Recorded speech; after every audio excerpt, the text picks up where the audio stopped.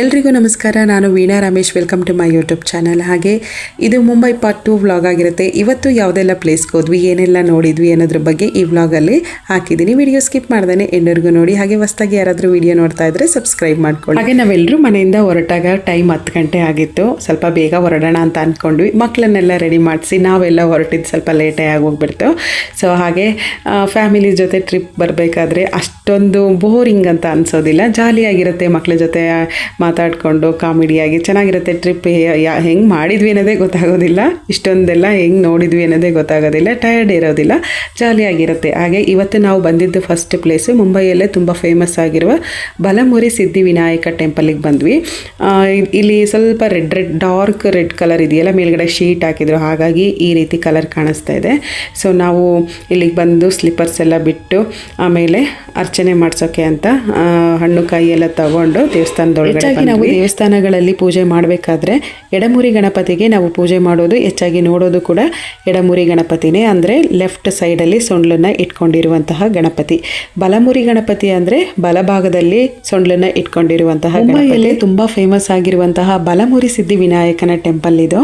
ಹಾಗೆ ಇಲ್ಲಿ ತುಂಬ ಜನ ಸೆಲೆಬ್ರಿಟಿಗಳು ಬರ್ತಾ ಇರ್ತಾರಂತೆ. ನಾವು ಹೋಗಿದ್ದೇನೇನು 2 ಜನ ಬಂದಿದ್ರು. ಯಾರು ಅಂತ ಹೇಳ್ತೀನಿ. ಮುಂಬೈಯಲ್ಲಿ ಗಣಪತಿನ ಎಷ್ಟೊಂದು ಭಕ್ತಿಯಿಂದ ಪೂಜೆ ಮಾಡ್ತಾರೆ ಅಂತ ನಮ್ಗೆಲ್ಲರೂ ಕೂಡ ಗೊತ್ತೇ ಇದೆ ಅಂತ ಅನ್ಕೊಳ್ತೀನಿ. ಗಣಪತಿ ಹಬ್ಬದಲ್ಲಿ ಎಷ್ಟೊಂದು ಸಂಭ್ರಮದಿಂದ ಗಣಪತಿನ ಕೂರಿಸ್ತಾರೆ. ವಿಸರ್ಜನೆ ಮಾಡಬೇಕಾದ್ರೂ ಕೂಡ ಎಷ್ಟೊಂದು ಗ್ರ್ಯಾಂಡಾಗಿ ವಿಸರ್ಜನೆ ಮಾಡಿ. ಬಲಮುರಿ ಸಿದ್ಧಿ ವಿನಾಯಕನ ಪೂಜೆ ಮಾಡೋದ್ರಿಂದ ತುಂಬಾ ವಿಶೇಷ. ವಿನಾಯಕನ ವಿಘ್ನಗಳ ನಾಯಕ ಅಂತ ಸುಮ್ಮನೆ ಹೇಳೋದಿಲ್ಲ ಅಲ್ವಾ. ಸೊ ನಾವು ಮೊದಲು ಮನೆಯಲ್ಲಿ ಯಾವುದೇ ಶುಭ ಕಾರ್ಯ ಮಾಡಿದ್ರೂ ಗಣಪತಿಗೆ ಮೊದಲನೇ ಪೂಜೆ ಮಾಡಲೇಬೇಕು. ಸೊ ತುಂಬ ವಿಶೇಷವಾಗಿತ್ತು ಈ ದೇವಸ್ಥಾನ, ತುಂಬಾ ಇಷ್ಟ ಆಯಿತು ನನಗೆ. ಸೊ ನಾವು ಅರ್ಚನೆ ಎಲ್ಲ ಮಾಡಿಸ್ಕೊಂಡು ಅಲ್ಲೇ ಆಂಜನೇಯನ ಚಿಕ್ಕದ ಗುಡಿ ಇತ್ತು. ಸೊ ಅಲ್ಲೂ ಕೂಡ ನಾವು ಅರ್ಚನೆ ಮಾಡಿಸ್ಕೊಂಡು ಅಲ್ಲಿಂದ ಹೊರಗಡೆ ಬಂದ್ವಿ. ತುಂಬ ಚೆನ್ನಾಗಿತ್ತು. ಸೊ ಅರ್ಚನೆ ಎಲ್ಲ ನಾವು ಹೊರಗಡೆನೇ ಮಾಡಿಸ್ಕೊಬೇಕು. ತುಂಬ ರಶ್ ಇದ್ರು, ಮಾತ್ರ ತುಂಬ ಚೆನ್ನಾಗಿತ್ತು ದೇವಸ್ಥಾನ. ಹೆಚ್ಚಾಗಿ ಈ ದೇವಸ್ಥಾನಕ್ಕೆ ಸೆಲೆಬ್ರಿಟಿಗಳು ಬರ್ತಾರೆ ಅಂತ ಹೇಳಿದ್ನಲ್ಲ. ನಾವು ಹೋಗಿದ್ದ ದಿನ ಬಂದಿದ್ದು ಅಭಿಷೇಕ್ ಶರ್ಮಾ ಅವರು ಬಂದಿದ್ದರು. ಕ್ಷಣಾರ್ಥದಲ್ಲಿ ಮಿಸ್ ಮಾಡ್ಕೊಂಡ್ವಿ ಅಷ್ಟೇ. ಮಕ್ಕಳು ತುಂಬ ಡಿಸಪಾಯಿಂಟ್ ಮಾಡಿಕೊಂಡ್ರು. ಅಮ್ಮ ಅಭಿಷೇಕ್ ಶರ್ಮಾ ಅವರು ಬಂದಿದ್ರು, ನೋಡಲೇ ಇಲ್ಲಲ್ಲ ಅಂತ ಹೇಳಿ. ಸೊ ತುಂಬ ಡಿಸಪಾಯಿಂಟ್ ಆಯಿತು ಅಂತ ಹೇಳ್ತಾ ಇದ್ರು ಮಕ್ಕಳು. ನೆಕ್ಸ್ಟ್ ಡೇ ಮ್ಯಾಚ್ ಇತ್ತು SRH. ಸೊ ಹಾಗಾಗಿ ಬಂದಿರ್ಬೋದು ಅಂತ ಅಂದ್ಕೊಂಡ್ವಿ. ಮಕ್ಕಳಂತೂ ಫುಲ್ಲು ನೋಡ್ಬೋದಿತ್ತಲ್ಲ ಅಮ್ಮ ಅಂತ ಹೇಳ್ತಾ ಇದ್ರು. ಅರ್ಚನೆ ಮಾಡೋದಕ್ಕೆ ಅಂತ ಹೂವು ಹಣ್ಣು ಕಾಯಿ ಎಲ್ಲ ತೊಗೊಳ್ತೀವಲ್ವ, ಅವಾಗಲೇ ಈ ರೀತಿ ಒಂದು ಸ್ವೀಟ್ ಬಾಕ್ಸ್ ಕೊಟ್ಟಿದ್ರು. ಸೊ ಪೂಜೆ ಮುಗಿಸ್ಕೊಂಡು ಬಂದು ನಾವು ಹೇಗಿದ್ರು ಅರ್ಚನೆ ಎಲ್ಲ ಮಾಡಿಸಾಯ್ತಲ್ಲ ಅಂತ ಹೇಳಿ ಅಲ್ಲೇ ಮೋದಕ ಕೊಟ್ಟಿದ್ರು. ಸೇಮ್ ದೂದ್ ಪೇಡನೇ ಮೋದಕ ಹಚ್ಚಲ್ಲಿ ಮಾಡಿದರು. ಚೆನ್ನಾಗಿತ್ತು. ಅಲ್ಲೇ ಸ್ವಲ್ಪ ಪ್ರಸಾದ ಎಲ್ಲ ತಿನ್ಕೊಂಡು ಮತ್ತು ಮನೆಗೂ ಸ್ವಲ್ಪ ತೊಗೊಂಡೋಗೋಣ ಅಂತ ಹೇಳಿಬಿಟ್ಟು ನಾವು ತೊಗೊಂಡ್ವಿ. ಹಾಗೆ ಒಂದು ಫೋಟೋ ತೊಗೊಳ್ಳೋಣ, ಬಲಮುರಿ ಗಣಪತಿದು ಒಂದು ಫೋಟೋ ತೊಗೊಳ್ಳೋಣ ಅಂತ ಹೇಳಿ ತೊಗೊಳ್ತಾ ಇದ್ವಿ. ಮನೇಲಿ ಇಡಬಾರ್ದು ಅಂತ ಹೇಳ್ತಾರೆ, ಬಟ್ ನಮಗೆ ಶಾಪಲ್ಲಿ ಇಟ್ಕೊಳ್ಳೋಣ, ಬಿಸ್ನೆಸ್ ಮಾಡೋದ್ರಿಂದ ಒಳ್ಳೆಯದು ಅಂತ ಹೇಳ್ತಾರೆ ಅಂತ ಹೇಳಿಬಿಟ್ಟು ಒಂದು ಫೋಟೋ ತಗೊಂಡು ಸಿದ್ಧಿವಿನಾಯಕ ಟೆಂಪಲ್ ಮುಗಿಸ್ಕೊಂಡು ಲಕ್ಷ್ಮೀ ಟೆಂಪಲ್ಗೆ ಬಂದ್ವಿ ನೆಕ್ಸ್ಟು. ಸೊ ಹಾಗೆ ಈ ಸ್ಟ್ರೀಟ್ ಫುಲ್ಲಾಗಿ ಕಮಲದ ಹೂಗಳನ್ನು ಇಟ್ಕೊಂಡಿರ್ತಾರೆ. ನೋಡೋಕೆ ತುಂಬ ಚೆನ್ನಾಗಿ ಕಾಣಿಸ್ತಾ ಇದೆ. ಹಾಗೆ ಇಲ್ಲಿ ದೇವಸ್ಥಾನದ ಗೋಪುರಗಳು ತುಂಬ ಹೈಟ್ ಇಲ್ಲ, ಮೀಡಿಯಂ ಹೈಟು. ಹಾಗೆ ಸೌತ್ ಸೈಡಲ್ಲಿ ಗೋಪುರಗಳು ತುಂಬ ಹೈಟಾಗಿ ಕಲರ್ಫುಲ್ ಆಗಿರುತ್ತಲ್ಲ, ಆ ರೀತಿ ದೇವಸ್ಥಾನಗಳೆಲ್ಲ ತುಂಬ ಗೋಪುರಗಳು ಹೈಟ್ ಕಮ್ಮಿ ಇರುತ್ತೆ. ಮತ್ತು ವೈಟ್ ಕಲರ್, ಒಂದೇ ಕಲರಲ್ಲಿ ದೇವಸ್ಥಾನ ಮಾಡಿರ್ತಾರೆ. ಒಂಥರ ಚೆನ್ನಾಗಿತ್ತು. ಪೂಜೆ ಮಾಡುವಂಥ ವಿಧಗಳಾಗಿರ್ಬೋದು, ದೇವರಿಗೆ ಅಲಂಕಾರ ಮಾಡುವಂಥ ವಿಧಗಳಾಗಿರ್ಬೋದು, ಇದೆಲ್ಲ ಒಂಥರ ಡಿಫ್ರೆಂಟಾಗಿ ಚೆನ್ನಾಗಿತ್ತು. ಸೊ ಹಾಗೆ ನಾವು ಕೂಡ ಕಮಲದ ಹೂಗಳನ್ನ ತೊಗೊಂಡು ಅರ್ಚನಾ ಐಟಮ್ ತೊಗೊಂಡು ಬಂದ್ವಿ. ಈ ಸ್ಟ್ರೀಟ್ ಈ ರೀತಿ ಇದೆ.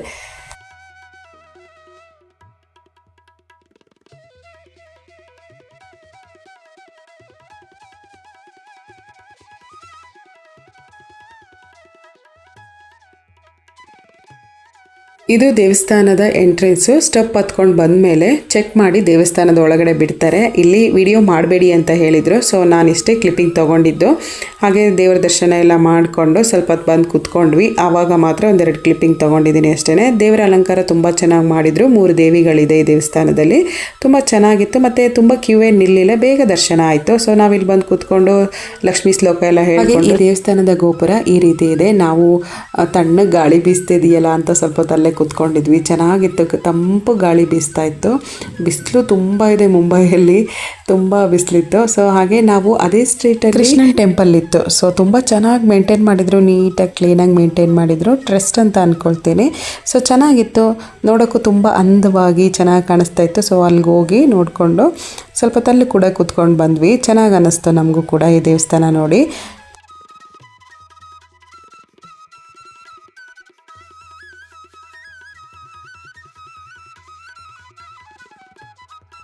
ಹಾಗೆ ಇಲ್ಲಿ ಬಂದಿರುವಂತಹ ಎಲ್ಲ ಜನರ ಕೈಲೂ ಈ ದೇವಸ್ಥಾನದಲ್ಲಿ ಕೃಷ್ಣ ಶಿಲೆಗೆ ಶಂಖತೀರ್ಥ ಮಾಡಿಸ್ತಾ ಇದ್ರು. ಸೊ ನಾವು ಕೂಡ ಮಾಡಿ ದೇವಸ್ಥಾನ ಸುತ್ತಮುತ್ತ ಎಲ್ಲ ಓಡಾಡಿಕೊಂಡು ಅಲ್ಲಿಂದ ನೆಕ್ಸ್ಟು ನಾವು ನಿನ್ನೆನೆ ನಾನು ಮುಂಬೈ ಪಾರ್ಟ್ 1ನಲ್ಲಿ ನಾನು ತಾಜ್ ಹೋಟೆಲ್ಲು ಹಾಗೆ ಗೇಟ್ ವೇ ಆಫ್ ಇಂಡಿಯಾ ಇದನ್ನೆಲ್ಲ ನೋಡಿದ್ದಂಥ ಪ್ಲೇಸ್ಗಳ ಬಗ್ಗೆ ನಾನು ವಿಡಿಯೋ ಅಪ್ಲೋಡ್ ಮಾಡಿದ್ದೀನಿ. ನಾವು ತಿರ್ಗಾ ಇವತ್ತು ಗೇಟ್ ವೇ ಆಫ್ ಇಂಡಿಯಾ ಪ್ಲೇಸ್ಗೆ ಹೋಗ್ತಾ ಇದ್ದೀವಿ. ಏನಕ್ಕೆ ಅಂತ ಅಂದರೆ ಎಲಿಫೆಂಟ್ ಕೇವ್ ನೋಡೋಣ ಅಂತ ಹೋಗ್ತಾ ಇದ್ದೀವಿ. ಬಟ್ ನಿನ್ನೆ ನಾವು ಬರಬೇಕಾದ್ರೇ ಟೈಮು ಎಷ್ಟು ಗಂಟೆಗಿದೆ, ಎಷ್ಟು ಅವರ್ ಆಗುತ್ತೆ ಅಂತ ತಿಳ್ಕೊಂಡು ಬಂದಿದ್ದಿದ್ರೆ ಆ ಪ್ಲೇಸ್ಗೆ ಹೋದ್ಮೇಲೆ ಇಷ್ಟೊಂದು ಡಿಸಪಾಯಿಂಟ್ ಆಗ್ತಾ ಇರಲಿಲ್ಲ ಅಂತ ಅಂದ್ಕೊಳ್ತೀನಿ. ಸೊ ಏನಕ್ಕೆ ಅಂತ ಅಂದರೆ ನಾವು ಇವಾಗ ಗೇಟ್ ವೇ ಆಫ್ ಇಂಡಿಯಾ ಪ್ಲೇಸ್ಗೆ ಹೋದ್ವಿ. ಅಲ್ಲಿ ಹೋಗಿ ಬೋಟಿಂಗ್ ವಿಚಾರಿಸ್ಬೇಕಾದ್ರೆ ಅವ್ರು ಹೇಳಿದ್ದು ಎಲಿಫೆಂಟ್ ಕೇವ್ ನೋಡೋಕ್ಕೆ 1 ಡೇಗೆ 4 ಅವರ್ಸ್ ಬೇಕಂತೆ. ಸೊ ಬೋಟಿಂದ ಬೀಚಲ್ಲಿ ಕರ್ಕೊಂಡು ಹೋಗೋಕ್ಕೆ 1 ಅವರು ಆ ಪ್ಲೇಸ್ಗೆ ಹೋಗೋಕ್ಕೆ, ಮತ್ತು ಆ ಪ್ಲೇಸ್ ಎಲ್ಲ ಸುತ್ತಾಡೋಕ್ಕೆ 2 ಅವರ್ ಅಂತೆ, ವಾಪಸ್ ತಿರ್ಗಾ 1 ಅವರ್ ಆಗುತ್ತೆ ಬರೋಕ್ಕೆ ಅಂತ ಹೇಳಿದರು. ನಾವಂತೂ ಫುಲ್ಲು ಒಂಥರ ಬೇಜಾರು ಅಂತಲೇ ಅನ್ನಿಸ್ತದೆ. ಸೊ ಯಾಕೆಂದರೆ ನಾವು ಮುಖ್ಯವಾಗಿ ಆ ಪ್ಲೇಸ್ ನೋಡೋಣ ಅಂತಲೇ ಬಂದಿದ್ವಿ, ಎಲಿಫೆಂಟ್ ಕೇವ್ ಹೋಗೋಣ ಅಂತಲೇ ಬಂದಿದ್ವಿ. ಮಕ್ಕಳು ತುಂಬ ಬೇಜಾರು ಮಾಡ್ಕೊಂಡ್ರು. ಸೊ ಹಾಗಾಗಿ ನಾವೇನು ಮಾಡಿದ್ವಿ ಅಂತಂದರೆ ಬೋಟಿಂಗ್ ಕರ್ಕೊಂಡು ಹೋಗ್ಬಿಡೋಣ, ಸ್ವಲ್ಪ ಕೂಲ್ ಆಗ್ತಾರೆ ಅಂತ ಹೇಳಿಬಿಟ್ಟು ಬೋಟಿಂಗ್ ಕರ್ಕೊಂಡು ಹೋದ್ವಿ. ಹಾಗೆ ನೆನ್ನೆ ನಾವು Taj hotel gateway of ಇಂಡಿಯಾನ ನೈಟ್ ಟೈಮ್ ನೋಡ್ಕೊಂಡು ಹೋಗಿದ್ವಿ. ಅದರ ಅನುಭವ ಬೇರೆ ತರನೇ ಇತ್ತು. ಡೇ ಟೈಮಲ್ಲಿ ನೋಡಿರ್ಲಿಲ್ಲ, ನೋಡ್ದಂಗೆ ಅನ್ನಿಸ್ತು. ಸೊ ಗೇಟ್ ವೇ ಆಫ್ ಇಂಡಿಯಾದ ಬಗ್ಗೆ ಇಷ್ಟು ಹೇಳಬೇಕು ಅಂದರೆ ಬ್ರಿಟಿಷರ ಆಡಳಿತದ ಕಾಲದಲ್ಲಿ 1911ನೇ ಇಸ್ವಿಯಲ್ಲಿ ಇಂಗ್ಲೆಂಡಿನ ರಾಜ ಜಾರ್ಜ್ ಮತ್ತು ಕ್ಲೀನ್ ಮೇರಿ, ಸೊ ಇವರು ಭಾರತಕ್ಕೆ ಬಂದಿದ್ದಂಥ ನೆನಪಿಗೋಸ್ಕರ ಈ ಗೇಟ್ ವೇ ಆಫ್ ಇಂಡಿಯಾನ ಮಾಡಿರುವಂಥದ್ದು. ಅದ್ರ ಮೇಲೆ ಚೆನ್ನಾಗಿ ಇಂಗ್ಲೀಷಲ್ಲಿ ಬರೆದಿದ್ದಾರೆ. ಸೊ ಇದಿಷ್ಟು ನನಗೆ ಗೊತ್ತಿರುವಂಥದ್ದು, ಓದಿದ್ದಂಥದ್ದು. ಸೊ ಅದನ್ನು ಮಾತ್ರ ನಾನು ಇಲ್ಲಿ ನಾವು ತುಂಬ ಹೊತ್ತು ಸುತ್ತಾಡಲಿಲ್ಲ, ತುಂಬ ಬಿಸಿಲಿತ್ತು, ಮತ್ತು ಬೋಟಿಂಗ್ಗೆ ಕ್ಯೂ ನಿಂತಿದ್ರು ಜನ ಕೂಡ ಜಾಸ್ತಿ. ಹಾಗಾಗಿ ಬೇಗ ಬಂದ್ವಿ. ಲಾಸ್ಟ್ ಟೈಮ್ ರಾಮೇಶ್ವರಂಗೆ ಹೋಗಿದ್ದಾಗ ನಾವು ಬೋಟಿಂಗ್ ಹೋಗಿದ್ವಿ. ಸೊ ಈಗ ಹೇಗಿದ್ರು ಮಕ್ಕಳೆಲ್ಲ ಬಂದಿದ್ರು, ತಂಗಿ ಮಕ್ಕಳೆಲ್ಲ ಇದ್ರಲ್ಲ, ಅವ್ರನ್ನ ಕರ್ಕೊಂಡು ನಾವು ಬೋಟಿಂಗ್ ಬಂದ್ವಿ. ಇದು ಒಂಥರ ಅನುಭವ ಚೆನ್ನಾಗಿರುತ್ತೆ ಅಂತ ಹೇಳಿ. ಇಲ್ಲಿ ಸ್ವಲ್ಪ ಮಧ್ಯಕ್ಕೆ ಹೋದ್ಮೇಲೆ ಸ್ವಲ್ಪ ಭಯ ಅಂತ ಅನ್ನಿಸ್ತು ನನಗೆ. ಯಾಕಂದರೆ ರಾಮೇಶ್ವರಮಲ್ಲಿ ನೀರು ಸ್ವಲ್ಪ ಕೆಳಮಟ್ಟದಲ್ಲಿತ್ತು, ಇಲ್ಲಿ ಫುಲ್ ಹಂಗೆ ಕೈ ಹಾಕಿದ್ರೇ ನೀರು ಸಿಕ್ಕೋದು, ಅಷ್ಟು ನೀರಿತ್ತು ಹತ್ತಿರದಲ್ಲಿ. ಸ್ವಲ್ಪ ಭಯ ಅಂತ ಅನ್ನಿಸ್ತಾಯಿತ್ತು ನನಗೆ. ಎಷ್ಟೊತ್ತಿಗೆ ಕರ್ಕೊಂಡೋಗಿ ದಡಕ್ಕೆ ಬಿಡ್ತಾರಪ್ಪ ಅಂತ ಅನ್ನಿಸ್ತಾಯಿತ್ತು ಫೀಲ್ ನನಗೆ. ಅಷ್ಟೊಂದು ಸ್ವಲ್ಪ ಭಯ ಅಂತ ಅನ್ನಿಸ್ತಾ ಇತ್ತು.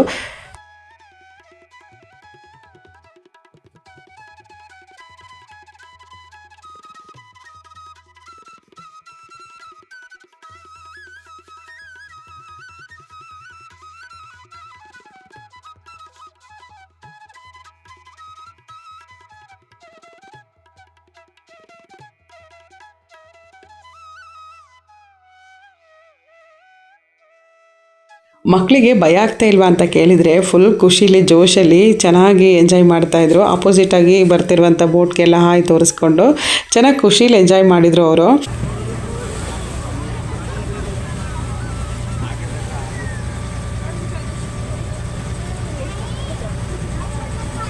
ಫೈನಲಿ ನಮ್ಮದು ಬೋಟಿಂಗ್ ಎಲ್ಲ ಮುಗಿಸ್ಕೊಂಡು ದಡ ಸೇರಿಸಿದ್ರಪ್ಪ. ಇವಾಗ ತೃಪ್ತಿ ಅಂತ ಅನ್ನಿಸ್ತು ನಮಗೆ. ಸೊ ಹಾಗೆ ತಾಜ್ ಹೋಟೆಲ್ ಫ್ರಂಟ್ ನಿಂತ್ಕೊಂಡು ವಿಡಿಯೋ ಮಾಡೋಕ್ಕೆ ಒಂಥರ ಖುಷಿ ಅಂತ ಅನ್ನಿಸ್ತಾ ಇತ್ತು, ಚೆನ್ನಾಗಿತ್ತು. ಸೊ ನಮ್ಮ ಫೋಟೋಶೂಟೆಲ್ಲ ಇರಲಿ, ಮಕ್ಕಳು ಫೋಟೋಶೂಟ್ ಅಂತೂ ಮುಗಿಯೋಂಗೆ ಇಲ್ಲ, ಎಷ್ಟೊಂದು ಫೋಟೋ ತೆಗೆದಿದ್ದಾರೆ ಅಂದರೆ ಫೋನಲ್ಲಿ. ಸೊ ನನ್ನ ತಂಗಿ ಮಗಳು ಹಾಗೆ ಅನ್ಸಿಕಾ, ಭಾರ್ಗವಿ ತಂಗಿ ಮಗಳ ಹೆಸರು. ಸೊ ಭಾರ್ಗವಿ ಮತ್ತು ಅನ್ಸಿಕಾ ಇಬ್ಬರು ಫುಲ್ಲು ಗ್ಯಾಲರಿ ಫುಲ್ ಮಾಡಿದ್ದಾರೆ ಅಂತ ಅಂದ್ಕೊಳ್ತೀನಿ, ಅಷ್ಟು ಫೋಟೋ ತೆಗೆದು ಈ ಪ್ಲೇಸ್ ಎಲ್ಲ ನೋಡಿಕೊಂಡು ನೆಕ್ಸ್ಟ್ ಬಂದಿದ್ದು ಆರ್ಟ್ ಗ್ಯಾಲರಿಗೆ ಬಂದ್ವಿ. ತುಂಬ ಚೆನ್ನಾಗಿ ಪೈಂಟಿಂಗ್ ಮಾಡಿದರು. ನನಗೆ ಈ ರೀತಿ ವಿಷಯಗಳು ತುಂಬ ಇಷ್ಟ ಆಗುತ್ತೆ. ತುಂಬ ಚೆನ್ನಾಗಿತ್ತು. ಒರಿಜಿನಲ್ ಅಂದರೆ ನೋಡಿದ್ದಂಥ ಪ್ಲೇಸ್ಗಳನ್ನೆಲ್ಲ ಹಾಗೆ ಪೈಂಟಿಂಗ್ ಮಾಡಿದರು, ತುಂಬ ಚೆನ್ನಾಗಿತ್ತು.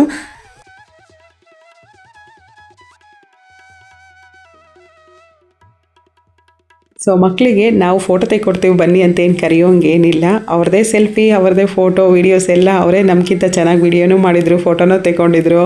ಸೊ ನಾನು ಮನೆಗೆ ಬಂದಮೇಲೆ ಅಬ್ಸರ್ವ್ ಮಾಡ್ತಾಯಿದ್ದೆ, ನಮಗಿಂತ ಫೋಟೋಸ್ ಎಲ್ಲ ನೀವು ತೆಗೆದಿರೋದೇ ಚೆನ್ನಾಗಿ ಬಂದಿದೆಯಲ್ಲ ಅಂತ ಹೇಳಿ. ತುಂಬ ಚೆನ್ನಾಗಿ ಫೋಟೋಸ್ ಎಲ್ಲ ತೆಗೊಂಡಿದ್ರು ಮಕ್ಕಳು. ಪೈಂಟಿಂಗ್ ಎಲ್ಲ ತುಂಬ ಚೆನ್ನಾಗಿತ್ತು. ಸೊ ಅಲ್ಲಿ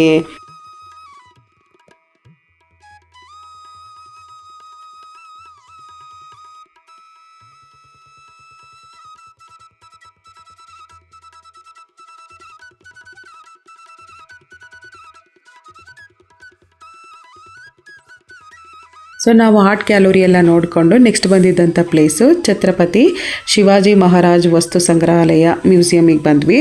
ತುಂಬಾ ಚೆನ್ನಾಗಿದೆ ಈ ಮ್ಯೂಸಿಯಮ್ಮು. ನಾವು ಕ್ಲೋಸಿಂಗ್ ಟೈಮ್ ಹತ್ರದಲ್ಲಿ ಬಂದುಬಿಟ್ವಿ. ಫಸ್ಟೇ ಬಂದಿದ್ದಿದ್ರೆ ಫುಲ್ಲು ನೋಡ್ಕೊಂಡು ಹೋಗ್ಬೋದಾಗಿತ್ತು. ಫುಲ್ಲು ಈ ಮ್ಯೂಸಿಯಂ ನೋಡೋಕ್ಕೆ 1 ಅವರ್ಗಿಂತಲೂ ಜಾಸ್ತಿ ಆಗುತ್ತೆ ಅಂತಲೇ ಹೇಳ್ಬೋದು. 2 ಅವರ್ ಆಗ್ಬೋದು ಅಂತ ಅನ್ಕೊಳ್ತೀನಿ. 10 ಗಂಟೆಯಿಂದ ಈವ್ನಿಂಗ್ 6 ಗಂಟೆವರೆಗೂ ಟೈಮಿಂಗ್ಸ್ ಇರುವಂಥದ್ದು. 6 ಗಂಟೆ ಮೇಲೆ ಒಂದು ಕ್ಷಣನೂ ಇರೋಕ್ಕೆ ಬಿಡೋದಿಲ್ಲ. ಹೊರಗಡೆ ಬನ್ನಿ ಅಂತ ಕರೆದು ಕ್ಲೋಸ್ ಮಾಡಿಬಿಡ್ತಾರೆ. ಸೊ ನಮಗೆ ಟೈಮ್ ಸಾಲಿಲ್ಲ ಅಂತಲೇ ಹೇಳ್ಬೋದು. ಮೇಲ್ಗಡೆ ಫ್ಲೋರ್ ನೋಡೋಕ್ಕೆ ಆಗಲಿಲ್ಲ, ಅರ್ಧನೇ ನೋಡಿದ್ದಂಥದ್ದು ನಾವು. ಕೆಲವೊಂದು ಪ್ಲೇಸಲ್ಲಿ ಇಲ್ಲಿ ವಿಡಿಯೋನ ಮಾಡ್ಬೋದು, ಕೆಲವೊಂದು ಪ್ಲೇಸಲ್ಲಿ ಮಾಡೋ ಹಂಗಿರಲಿಲ್ಲ. ನಾನು ಅವ್ರ ಹತ್ರ ಕೇಳಿಕೊಂಡೆ ವಿಡಿಯೋ ಮಾಡಿದೆ. ಕೆಲವೊಂದು ಪ್ಲೇಸ್ ಮಾತ್ರ ನಾನು ಕ್ಯಾಪ್ಚರ್ ಮಾಡಿದ್ದೀನಿ. ಮ್ಯೂಸಿಯಂ ನೋಡಿದ ಮೇಲೆ ಈ ಮ್ಯೂಸಿಯಂ ಬಗ್ಗೆ ಏನು ಹೇಳೋದು ಅಂತ ಅಂದರೆ 1-2 ಗಂಟೆ ಕಾಲ ನಿಜವಾಗ್ಲೂ ಸಾಲೋದಿಲ್ಲ. 1-3 ಗಂಟೆ ಕಾಲನಾದರೂ ಬೇಕೇ ಬೇಕು ಇಲ್ಲಿನ ಸ್ಟೋರಿಗಳೆಲ್ಲ ಓದ್ಕೊಂಡು. ಅಷ್ಟು ಚೆನ್ನಾಗಿದೆ ಈ ಮ್ಯೂಸಿಯಮ್ಮು ನೋಡೋಕ್ಕೆ ನಿಜವಾಗ್ಲೂ. ಸೊ ಮಕ್ಕಳೇ ತುಂಬ ಇಷ್ಟಪಟ್ಬಿಟ್ರು, ಅಮ್ಮ ಈ ಕತೆಗಳೆಲ್ಲ ಎಷ್ಟು ಇಂಟ್ರೆಸ್ಟಿಂಗ್ ಆಗಿದೆ ಅಂತ ಹೇಳಿ. ಸೊ ನನಗಂತೂ 3 ಗಂಟೆ ಕಾಲ ಬೇಕೇ ಬೇಕು ಅಂತ ಅನ್ನಿಸ್ತು. ಸೊ ಹಾಗೆ ಇಲ್ಲಿ ಒರಿಜಿನಲ್ ಮಮ್ಮಿ ಕೂಡ ಇಟ್ಟಿದ್ರು. ತುಂಬ ಚೆನ್ನಾಗಿ ನೀಟಾಗಿ ಮೇಂಟೈನ್ ಮಾಡಿದರು. ಹಾಗೆ ಆವಾಗಿನ ಕಾಲದಲ್ಲಿ ಯೂಸ್ ಮಾಡ್ತಿರುವಂತಹ ಕಾಯಿನ್ಗಳಾಗಿರ್ಬೋದು ತುಂಬ ಚೆನ್ನಾಗಿ ಸಂಗ್ರಹಿಸಿಟ್ಟಿದ್ದಾರೆ. ಇಲ್ಲೆಲ್ಲ ತುಂಬ ಚೆನ್ನಾಗಿತ್ತು ನೋಡೋಕ್ಕೆ ಪ್ಲೇಸು. ಇದಂತೂ ತುಂಬಾ ಅದ್ಭುತ ಅಂತ. ಹಾಗೆ ಗೋಲ್ಡಲ್ಲಿ ಇವಾಗಿನ ಟ್ರೆಂಡು ಅಂತ ಹೇಳಿ ಹೊಸ ಸರಗಳ ಡಿಸೈನ್ ಆಗಿರ್ಬೋದು, ಬಳೆಗಳ ಡಿಸೈನು, ಹಾಗೆ ಓಲೆಗಳ ಡಿಸೈನು ಮತ್ತು ಜಡೆ ಬಿಲ್ಲೆ ಇದೆಲ್ಲ ಹೊಸ್ತು ಬಂದಿರೋದು. ಇವಾಗಿನ ಡಿಸೈನು ಟ್ರೆಂಡ್ ಅಂತ ಹೇಳಿ ಮಾಡಿಸ್ಕೊಳ್ತೀವಿ. ಬಟ್ ಇದನ್ನೆಲ್ಲ ಆವಾಗಲೇ ರಾಣಿಯಂದಿರ ಕಾಲದಲ್ಲಿ ಮಾಡಿದ್ದಾರೆ. ಸೊ ಇಲ್ಲಿ ಬಂದು ನೋಡಿದ ಮೇಲೆ ಗೊತ್ತಾಗಿದ್ದು ಬಳೆಗಳಾಗಿರ್ಬೋದು, ಜಡೆ ಬಿಲ್ಲೆ, ಆ ಜಡೆ ಡಿಸೈನ್ ಎಲ್ಲ ಎಷ್ಟೊಂದು ಚೆನ್ನಾಗಿ ಮಾಡಿದ್ದಾರೆ. ಎಲ್ಲ ಅದ್ಭುತವಾಗಿ ಚೆನ್ನಾಗಿತ್ತು ಇಲ್ಲಿ ನೋಡೋಕ್ಕೆ.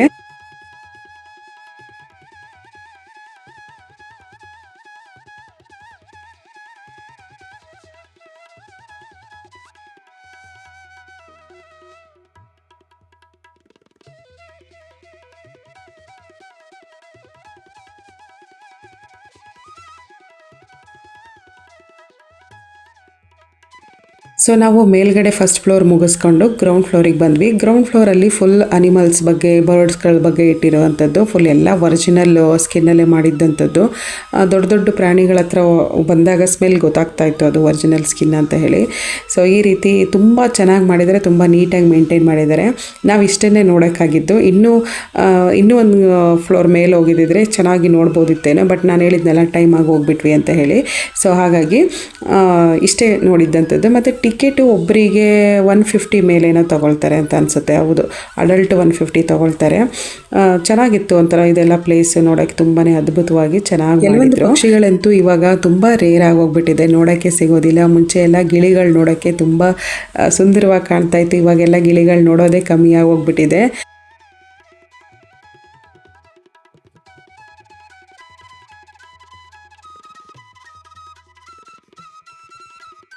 ಹಾಗೆ ಈ ಮ್ಯೂಸಿಯಂ ಹಾಲು ಈ ರೀತಿ ಇದೆ. ಹೊರಗಡೆಯಿಂದ ನೋಡೋಕ್ಕೆ ಪ್ಲೇಸ್ ಈ ರೀತಿ ಇದೆ. ತುಂಬ ನೀಟಾಗಿ ಪ್ರಶಾಂತವಾಗಿತ್ತು. ತುಂಬ ಚೆನ್ನಾಗಿ ಮೇಂಟೈನ್ ಮಾಡಿದ್ದಾರೆ.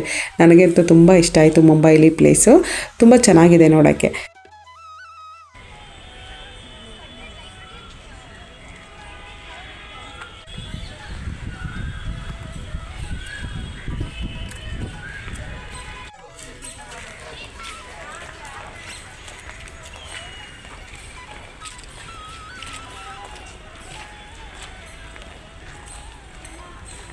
ಬನ್ನಿ. ಹಾಗೆ ಈ ಮ್ಯೂಸಿಯಂ ಎದುರುಗಡೆನೆ ದೊಡ್ಡ ಬುದ್ಧನ ಈ ರೀತಿ ಸ್ಟ್ಯಾಚು ಇಟ್ಟಿದ್ದಾರೆ. ತುಂಬ ಚೆನ್ನಾಗಿದೆ, ಒಂಥರ ಡಿಫ್ರೆಂಟ್ ಆಗಿತ್ತು, ನೋಡೋಕ್ಕೆ ಚೆನ್ನಾಗಿತ್ತು. ಸೊ ನಾವು ಇವತ್ತು ಇಷ್ಟು ಪ್ಲೇಸನ್ನು ನೋಡಿದ್ವಿ. ಹಾಗೆ ನಾವು ನೆಕ್ಸ್ಟ್ ಡೇ ನಾವು ಮುಂಬೈಯಿಂದ ಹೊರಟ್ವಿ. ಇದೇ ಲಾಸ್ಟ್ ಪ್ಲೇಸ್ ನಾವು ಮುಂಬೈಲಿ ನೋಡಿದ್ದಂಥದ್ದು. 2 ದಿನ ಉಳ್ಕೊಂಡಿದ್ವಿ. 2 ದಿನದಲ್ಲಿ ಇಷ್ಟೊಂದು ಪ್ಲೇಸನ್ನು ನೋಡಿದ್ವಿ. ಸೊ ನಾವು ನೆಕ್ಸ್ಟ್ ಡೇನೇ ನಾವು ಮುಂಬೈಯಿಂದ ಬೆಂಗಳೂರಿಗೆ ಬರ್ತಾ ಇದ್ದೀವಿ. ಟ್ರೈನ್ ರಿಸರ್ವೇಷನ್ ಸೀಟ್ ಮಾಡೋಣ ಅಂತ ನೋಡಿದ್ವಿ, ಬಟ್ ಸಿಗಲಿಲ್ಲ. ತಾತ್ಕಾಲಿಕೂ ನಮಗೆ ಸಿಗಲಿಲ್ಲ. ಸೊ ನೋಡಿದ್ವಿ, ಬಟ್ ಸಿಗಲಿಲ್ಲ. 2 ದಿನ ಲೇಟ್ ಆಗುತ್ತೆ ಅಂತ ಗೊತ್ತಿತ್ತು. ಹಾಗಾಗಿ ನಾವು ಬಸ್ಸಲ್ಲೇ ಬರೋಣ ಅಂತ ಬಸ್ ಬುಕ್ ಮಾಡಿಕೊಂಡೇ ಬಂದ್ವಿ. ಇದು ಸ್ಲೀಪಿಂಗ್ ಕೋಚು, ತುಂಬ ಚೆನ್ನಾಗಿತ್ತು. ಸ್ಪೆಷಾಲಿಟಿ ಎಲ್ಲ ತುಂಬ ಚೆನ್ನಾಗಿತ್ತು. ಕ್ಲೀನಾಗಿ ನೀಟಾಗಿ ಮೇಂಟೈನ್ ಮಾಡಿದರು. ನನಗೇನು ಅನ್ನಿಸ್ತು ಅಂತ ಅಂದರೆ, ಲಾಂಗ್ ಜರ್ನಿ ಮಾಡಬೇಕಾದ್ರೆ ಬಸ್ಗಿಂತ ಟ್ರೈನೇ ಬೆಟರ್ ಅಂತ ಅನಿಸಿದ್ದೆ ನನಗೆ. ಬಸ್ಸಲ್ಲಿ ಬಂದರೆ ಸ್ವಲ್ಪ ಟಯರ್ಡ್ ಜಾಸ್ತಿ ಆಗುತ್ತೆ. ಸೊ ಹಾಗೆ ಬೆಳಗ್ಗೆ ದಾವಣಗೆರೆಯಲ್ಲಿ ತಿಂಡಿ ತಿನ್ಕೊಂಡ್ವಿ. ಮುಂಬೈಯಲ್ಲಿ 11:15ಗೆ ನೈಟ್ 11:15ಗೆ ನಮಗೆ ಬಸ್ ಇದ್ದಿದ್ದು. 2 ಗಂಟೆಗೆ ಬಂದರು. ಟ್ರಾಫಿಕ್ಕು ಅಂತ ಹೇಳಿಬಿಟ್ಟು 2 ಗಂಟೆಗೆ ಬಂದರು. ಸೊ ನೆಕ್ಸ್ಟು ನಾವು ನೈಟು 8 ಗಂಟೆಗೆ ಬೆಂಗಳೂರಿಗೆ ಹೋಗಿದ್ದಂಥದ್ದು. 1 ಡೇ 1 ನೈಟ್ ಫುಲ್ಲು ಬಸ್ಸಲ್ಲೇ ಜರ್ನಿ ಮಾಡಿದ್ದು. ಇದ್ರ ಬದಲಿಗೆ ನನಗೆ ಟ್ರೈನಲ್ಲಿ ಬಂದಿದ್ದೆ ಒಂಥರ ಟಯರ್ಡ್ ಕಾಣ್ತಾನೆ ಇರಲಿಲ್ಲ ಅಂತ ಫೀಲ್ ಆಯಿತು. ಸೊ ಬಟ್ ಬಸ್ಸಲ್ಲಿ ಬಂದಿದ್ದು ಫುಲ್ಲು ಒಂಥರ ಹುಷಾರು ತಪ್ಪದಂಗೆ ಅನ್ನಿಸ್ತು. ಅಲ್ಲಿಂದ ಬಂದಮೇಲೆ 2 ದಿನ ರೆಸ್ಟ್ ಮಾಡಿದ್ದೀನಿ ನಾನು. ಸೊ ಬಸ್ಸಲ್ಲಿ ಬಂದಿದ್ದು ಜರ್ನಿ ಈ ರೀತಿ. ಬಟ್ ಲಾಂಗ್ ಜರ್ನಿಗೆ ಬಸ್ ಅಷ್ಟೊಂದು ವರ್ತ್ ಅಂತ ಅನ್ನಿಸ್ಲಿಲ್ಲ ನನಗೆ ಮಾತ್ರ. ಸೊ ಮಕ್ಕಳು ಫುಲ್ಲು ಖುಷಿ, ಯಾಕೆ ಅಂತಂದರೆ ಅದು ಸ್ಲೀಪಿಂಗ್ ಕೋಚ್ ಎಲ್ಲ ಒಟ್ಟಿಗೆ ಕುತ್ಕೊಂಡು ತಂದು ಸ್ನ್ಯಾಕ್ಸು ಜ್ಯೂಸು ಎಲ್ಲ ಕುಡ್ಕೊಂಡು ಎಂಜಾಯ್ ಮಾಡಿಕೊಂಡು ಹಲ್ಟೆ ಹೊಡ್ಕೊಂಡು ಚೆನ್ನಾಗಿ ಬಂದರು. ಬಟ್ ನನಗಂತೂ ಫುಲ್ ಟಯರ್ಡ್ ಆಗೋಗ್ಬಿಟ್ಟೆ. ನಾನು ಮುಂಚೆ ನಾವು ಬಸ್ಸಲ್ಲಿ ಬಂದಿದ್ದೀವಿ, ಪಾಂಡಿಚೇರಿ ಟು ಬ್ಯಾಂಗ್ಳೂರ್ ಬಸ್ಸಲ್ಲಿ ಬಂದಿದ್ದೀವಿ. ಅದು ಹೇಗಿರುತ್ತೆ ಅಂತಂದರೆ ನೈಟ್ ಜರ್ನಿ ಅಲ್ವಾ, ಸೊ ಅಷ್ಟು ಗೊತ್ತಾಗೋದಿಲ್ಲ ಮತ್ತು ಟಯರ್ಡ್ ಆಗೋದಿಲ್ಲ. ಸಂಜೆ ನಾವು 7 ಗಂಟೆಗೆ ಪಾಂಡಿಚೇರಿಲಿ ಹತ್ಕೊಂಡ್ರೆ 6 ಗಂಟೆ ಅಷ್ಟರಲ್ಲಿ ಬೆಂಗಳೂರಲ್ಲೇ ಇರ್ತೀವಿ. ಅಷ್ಟು ಟಯರ್ಡ್ ಗೊತ್ತಾಗೋದಿಲ್ಲ. ಬಟ್ ಇದು ಡೇ ಟೈಮ್ ಅಲ್ವಾ, ಡೇ ಟೈಮಲ್ಲಿ ಜರ್ನಿ ಮಾಡೋಕ್ಕಾಗೋದಿಲ್ಲ. ನೈಟ್ ಟೈಮ್ ಜರ್ನಿ ಮಾಡ್ಬೋದು, ಬಟ್ ಡೇ ಟೈಮು ಬೋರಿಂಗ್ ಅಂತ ಅನ್ನಿಸ್ತಾ ಇರುತ್ತೆ, ಜರ್ನಿ ಮಾಡೋಕ್ಕಾಗೋದಿಲ್ಲ. ಎಷ್ಟೇ ಫಾಸ್ಟಾಗಿ ಹೋದ್ರೂ ಊರು ಸಾಕ್ತಾ ಇರೋದಿಲ್ಲ, ಲೇಟ್ ಅಂತಲೇ ಅನ್ನಿಸ್ತಾ. ಬಸ್ಸಲ್ಲಿ ನಾವು ಕಡಲೆಪುರಿ ತೊಗೊಂಡು ಬಂದಿದ್ವಿ. ಇದೊಂಥರ ಟೈಮ್ ಪಾಸ್ ಸ್ನ್ಯಾಕ್ಸ್ ಅಂತಲೇ ಹೇಳ್ಬೋದು. ಇದನ್ನೆಲ್ಲ ತಿಂದ್ಕೊಂಡು ಸ್ವಲ್ಪ ಹೊತ್ತು ಅಲ್ಲೇ ಟೈಮ್ ಸ್ಪೆಂಡ್ ಮಾಡಿದ್ವಿ. ಡೇ ಟೈಮ್ ಅಲ್ವಾ, ಬೇಗ ಜರ್ನೀಸ್ ಆಗೋದಿಲ್ಲ. ಸೊ ಹಾಗೆ ಊಟಕ್ಕೆ ಅಂತ ನಿಲ್ಲಿಸಿದ್ರು. ನಾವು ರೊಟ್ಟಿ ಹಾಗೆ ಪನ್ನೀರ್ ಮಸಾಲ ತೊಗೊಂಡ್ವಿ. ಟೇಸ್ಟ್ ಓಕೆ ತುಂಬ ಚೆನ್ನಾಗಿತ್ತು ಅಂತ ಹೇಳೋಕ್ಕಾಗಲ್ಲ, ಓಕೆ ಅನ್ನೋ ರೀತಿ ಇತ್ತು. ಸೊ ಹಾಗೆ ನೆಕ್ಸ್ಟ್ ನಾವು ನೈಟ್ 8 ಗಂಟೆಗೆ ಬೆಂಗಳೂರಲ್ಲಿ ಇಳಿದು ಮನೆಗೆ ಬಂದ್ವಿ. ಹಾಗೆ ಈ ವ್ಲಾಗ್ ಎಂಡ್ ಮಾಡ್ತಾ ಇದ್ದೀನಿ, ಮುಂಬೈ ಪಾರ್ಟ್ 2 ವ್ಲಾಗು. ಹಾಗೆ ಈ ವ್ಲಾಗ್ ಇಷ್ಟ ಇದ್ದರೆ ನನ್ನ ಚಾನಲ್ ಸಬ್ಸ್ಕ್ರೈಬ್ ಮಾಡಿಕೊಂಡು ಬೆಲ್ ಐಕನ್ ಕ್ಲಿಕ್ ಮಾಡಿದ್ರೆ ನಾನು ಎಲ್ಲ ನ್ಯೂ ವಿಡಿಯೋ ನೋಟಿಫಿಕೇಷನ್ ನಿಮಗೆ ಬರುತ್ತೆ. ಸಿಗೋಣ ಮುಂದಿನ ವ್ಲಾಗಲ್ಲಿ. Thank you for watching and subscribe.